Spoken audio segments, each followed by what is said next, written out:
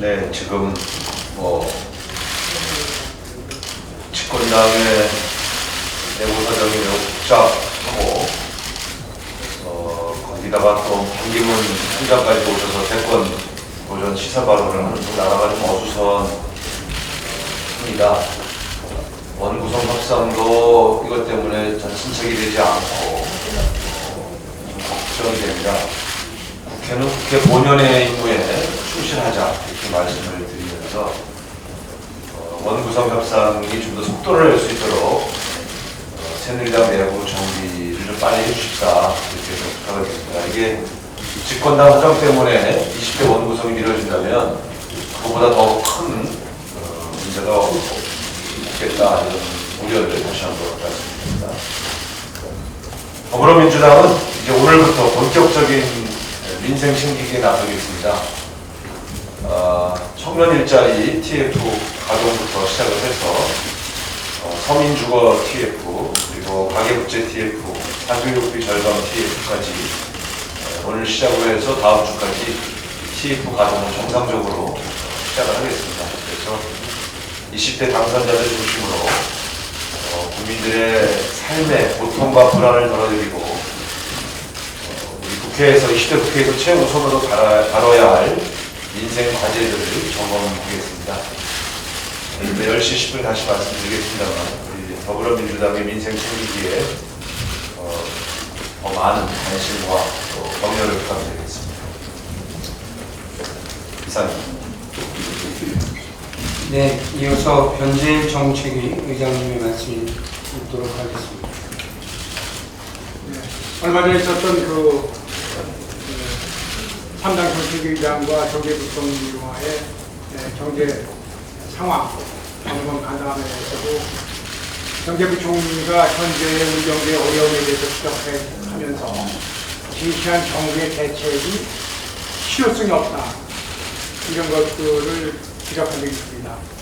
재정 조기 집행 이외에는 전혀 다른 대책을 볼 수가 없었고 또 재정이 조기 집행되는 경우에 하반기에 어떤 재정 지출 여기 여력이 떨어지면서 발생한 문제점에 대해서 전혀 대응하지 않는 그런 상태에서 시작한 적이 있는데 어저께 KDI에서 발표한 자료에 의하면 GDP 성장률을 정부 예측치보다 0.5%포인트 정도 낮춰잡을 정도다. 더 심각한 상태가 지적된 것이 아닌가 이렇게 보입니다. 그럼 여러 가지 원인과 해법을 제시했지만은 해법이라는 것이 원인으로 제시되는 것에 대책이 전혀 되지 않는 것이 아니냐 이렇게 판단하고 있습니다. 세계 경기가 둔화되고 있고 수출이 감소하고 있고 그러다 보니까 수출 제조업 분야에서의 어떤 부진이 나타나고 또 투자가 축소되고 있고 그런 상태에서 어떻게 해서 우리가 우리 경제가 좀 더 회복세를 할 수 있도록 현재 위기 상태를 벗어날 수 있도록 할 것이냐 이런 문제를 극복하기 위해서 항상 수출에만 의존하던 것을 내수와 수출의 쌍끌이로 가야 된다. 우선 수출이 어려울 때는 내수 시장을 활성화해야 된다. 이런 정책을 제시하고 있으면서도 내수 시장을 활성화할 수 있는 대책을 정부가 제시하지 못하는 것에 대해서 안타깝다는 말씀을 드렸던 것 같습니다. 그런 차원에서 우리 당에서는 소득주도 성장론이라는 이런 성장, 현재 경제 위기를 극복하기 위한 대안을 지속적으로 제시했고 이제는 더불어 성장론이라는 부분까지 들어가고 있습니다. 소득주도 성장이 되기 위해서는 결과적으로 가처분 소득이 증가해야 되고 총소득 중에서 노동소득의 분배율이 높아져야 되는데 그런 것들이 이루어질 수 있는 조치들이 정부에서는 전혀 취해지지 않고 있는 데 대해서 안타깝다는 말을 다시 한번 드릴 수밖에 없고 그렇기 때문에 우리 당에서는 이번에 20대 국회를 준비하면서 그동안 추진해왔던 소위 노동소득의 그 분배율을 높일 수 있는 그런 여러 가지 조치 또 대기업과 중소기업이 성과를 공유할 수 있는 다양한 입법적 조치를 준비하겠습니다. 가급적 빠른 시간 내에 이런 입법 조치가 이행됨으로 인해서 우리 사회가 우리 국민 모두 가계의 가처분 소득이 증가됨으로 인해서 내수시장이 활성화될 수 있고 내수시장을 바탕으로 제조업과 기업들이 새롭게 투자 여건을 마련할 수 있는 그런 여건을 빠른 시간 내에 만들어 나가도록 하겠습니다. 예, 다음으로는 우리 한정혜 정책위 부의장님의 말씀을 듣도록 하겠습니다. 네, 맞춤형 보육 7월에 실시 예정인 맞춤형 보육에 대해서 말씀 좀 드리겠습니다.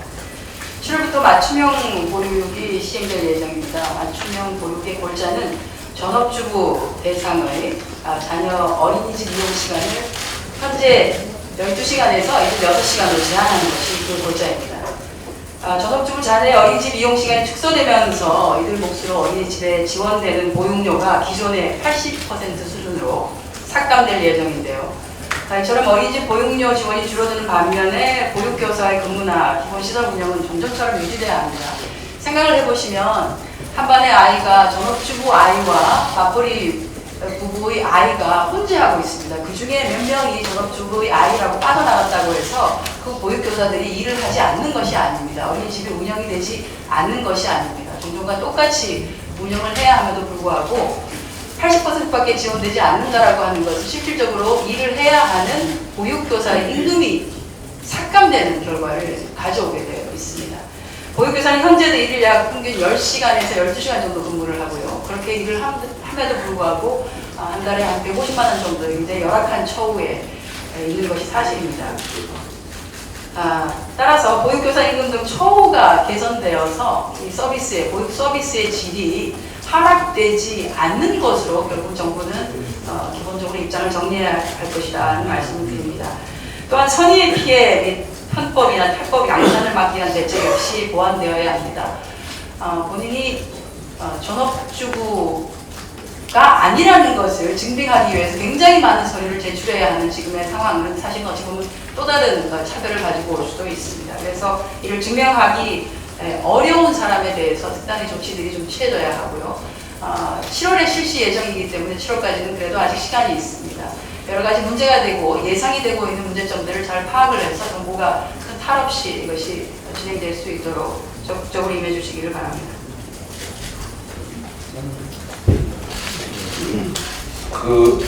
지금 한정혜 부의장께서 말씀하신 이 맞춤형 보육 정책, 그리고 우리가 지금 해결하려고 노력하고 있는 누리과정 문제, 이게 지금 사실은 아이들을 키우는 학부모와 어린이집에 관련되어 있고, 그 어린이집에 종사하는 원장님, 교사 선생님들의 처우와 관련되어 있는 정책들인데, 지금 이런 정책들이 너무 예산당국의 예산정책의 일환으로 진행되고 있는 것이 아닌가 하는 우려 때문에 더불어민주당이 걱정하고 있습니다. 이게 국민들의 생활과 삶을 보살핀다는 시각에서 정부가 이런 정책도 다시 한번 잘 재검토하셔서 현장에서는 너무 많은 학부모와 어린이집 원장, 교사들이 불안해하고 너무 고통스러워하고 있다는 점 정부가 잘 살펴달라 이런 취지로 다시 한번 강조드린 것입니다.